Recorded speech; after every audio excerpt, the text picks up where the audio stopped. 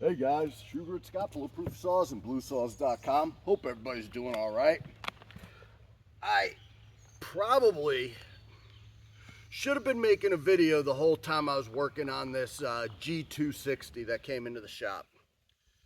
A buddy of mine, Kenny, used to buy saws from Blue Saws and resell them, hop them up, do things to them. He passed away about a year ago, and one of his customers reached out to me and says, hey, I need help with my 260 not running right. Yeah, sure, bring it up. So he brought the saw up, and it's just not running. So, all right, I get to looking at it, and I'm going to preface all that with, these are, I don't know how to say this exactly. These are older Farmertec saws. I haven't seen the new 260. They stopped these, it's got to be close to 2 years ago. They stopped making them, and it was really the vendor who was providing them, the Farmertec.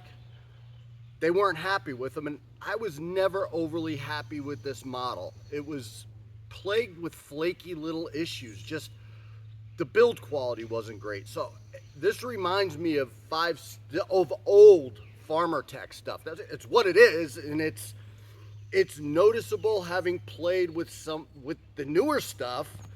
There's a big difference in quality, and I don't know if it crosses everything. I don't know if the 260 is a big upgrade over that. I just don't know. A 260 has never been my personal favorite model. I have a bunch of OEM 260s that I really need to just sell. I hold on to them for no reason because I don't love the model. Maybe I need one of them. I don't need half a dozen of them. Anyhow, moving past that, it's never been my favorite model because with 10 cc's more going to a 361, you get 5 times the saw for, yeah, they weigh 2 pounds more, but to me, they're still light enough. It's not like a 660 that's heavy to work with all day. The 361's a light saw, so I always lean towards a 361.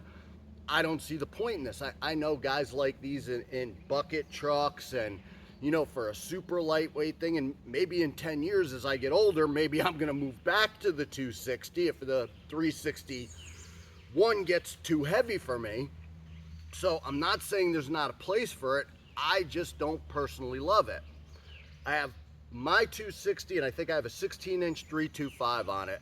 And I have this one here. I found an 18-inch. It's an 050, so this one's pulling a bigger bar and chain. I'm not racing them to see what's faster, but when I got done working on this saw, and I don't run 260s a lot, it just underwhelmed me enough that I'm like, hey, I better do some kind of comparison, because I know that one's runs right with an OEM 260, and this one seemed less, and I don't know if it is or it isn't. Yes, it has more bar, yes, it has more chain, but it'll still give me an idea to run it. So in troubleshooting this, I noticed immediately the fuel line's leaking. All right, I see that. That's an easy fix. Pop in a fuel line, go to run it.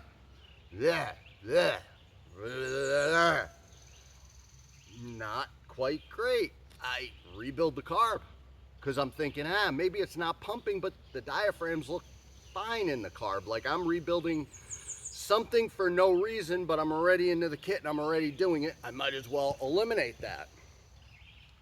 It's not an air leak, or at least I don't think it's an air leak at this point. I'm like, why is this doing this? It sounds like it's either getting fuel dumped into it, which makes no sense, or something's not right, and I can't figure it out for whatever reason. And here's where I tell you guys to go back to basics. A lot of times when a saw comes in, the first thing that I will do, I'll try to run it, I'll get a look at it. I run right to a vacuum pressure leak down test. I immediately do that. I do it all the time. I didn't do it here, and it probably would have saved me an hour of time if I had.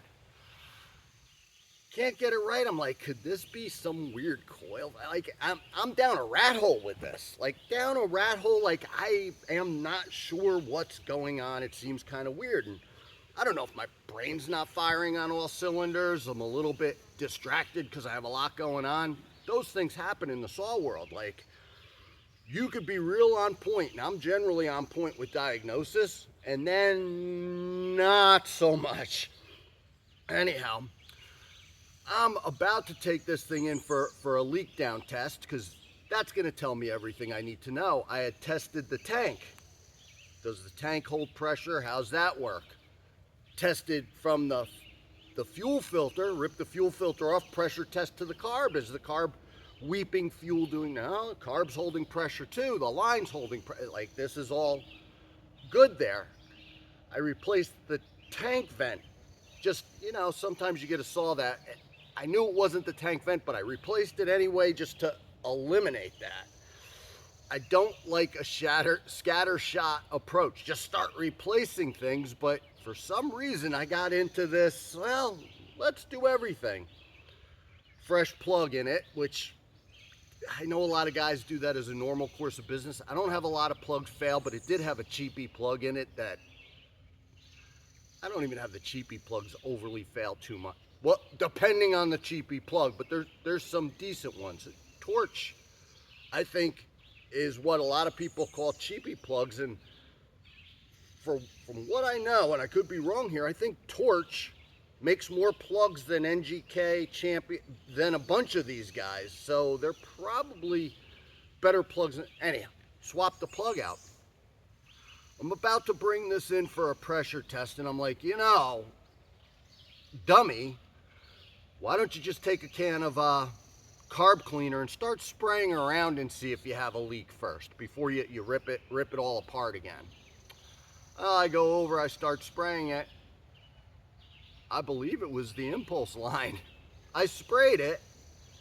I could shut it wasn't exactly like, if you have a leak around the carb, it'll shut the saw right off, and the impulse works a little bit differently with spraying with carb cleaner, but it gave me the idea. And of course the impulse line had a little tear in it. I don't know if a mouse ate it or what, I don't know. Wind up ripping the saw apart. While I was in there, did a base gasket delete. And when I tell you these are the older I hope the new 260s aren't like this. Here's some of the things I don't like about this. For whatever reason, you have two washers around every stud for the cylinder. I wasn't sure if Kenny, when he was working on it, maybe had bolts that were too long, didn't want to cut. But no, the other one has I don't know why you'd have washers on a cylinder bolt. And there's just little things in this build. In 260s in general, I don't like the way the fuel line goes. I have a problem with the way the fuel line has to bend over, come over the carb, and then hook into the far side of the carb on these. It's the design I don't love, and I could nitpick every model's design. The 361s that I love, when you have impulse in an intake boot, I hate that. I think that was one of the worst impulse setups I've ever seen. Don't care, don't like it, never did. So impulse on this is normal, but I also don't like the way the impulse lines are.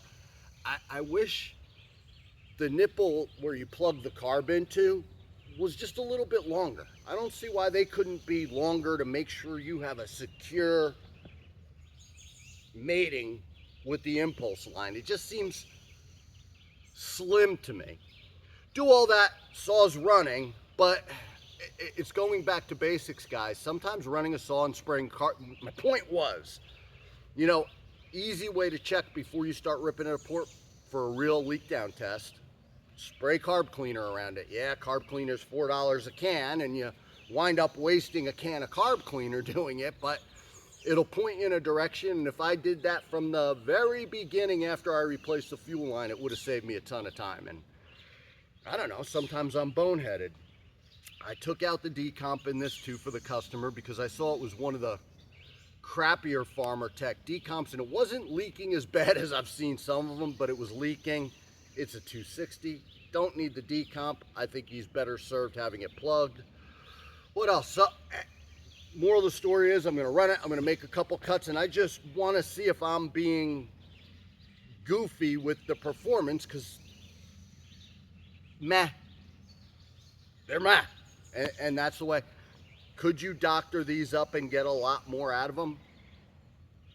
I'm sure. It's just, man, I know people love the 260s. I'm just not one of those guys for whatever reason. I'm trying to. They are light. They are very light. We'll see. I think a 16-inch bar pair is real nice on it. I don't like the 261s either, guys, and you've heard me say it a million times. I think they're meh. You know, that's newer, latest, greatest tech. Wow, wow. Meh. Let me run these saws, and that'll be a video. I'll talk to you again a little bit, but there's not much to say here. I'm just talking out loud and probably wasting your time.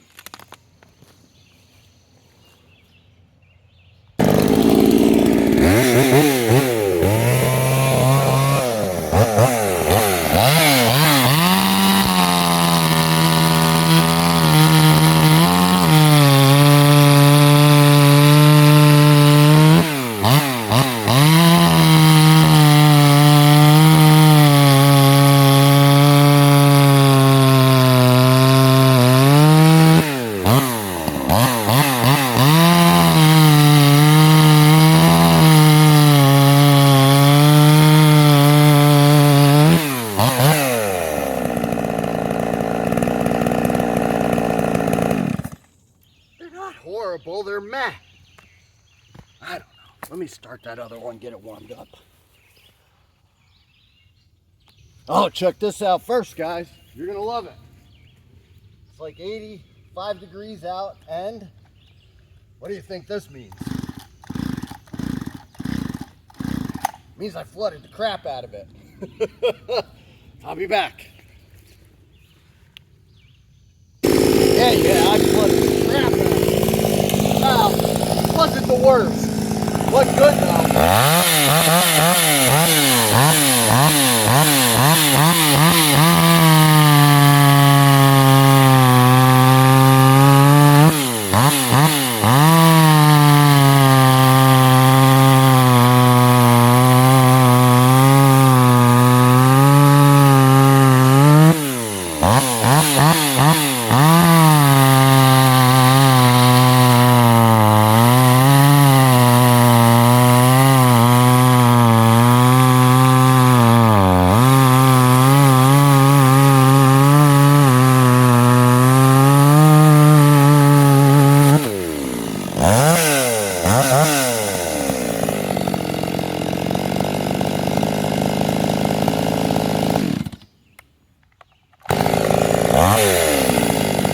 Alright, that last cut didn't sound that good. Well, when you got these crazy knots, and pretty neat design actually. Anyhow, that's part of why that last cut was so crappy. I don't know, I thought that ran every bit as good as that one, so I was out to lunch on thinking that was going to be terrible. It wasn't. They're not horrible. I don't know. I kind of didn't mind that, all things considered. For how light the saw is, I don't know. I try to like them, and that was running better than I expected after I flooded it, so.